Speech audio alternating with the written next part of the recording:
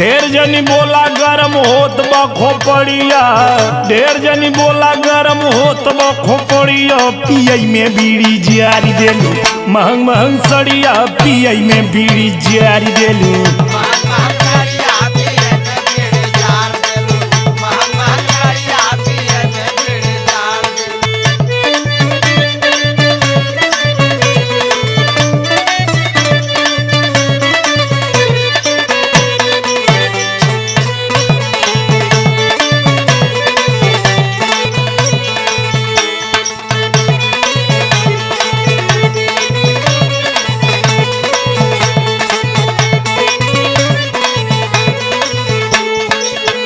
ढेर मेहना मारत है तो हम मेहना मारब उतारू हो गई ना तो समझ जेबी। अच्छा ढेर बढ़ बढ़ के बतियावा मत। अरे हम बढ़ बढ़ के बतियावत हई। हाँ तो सुना जरेल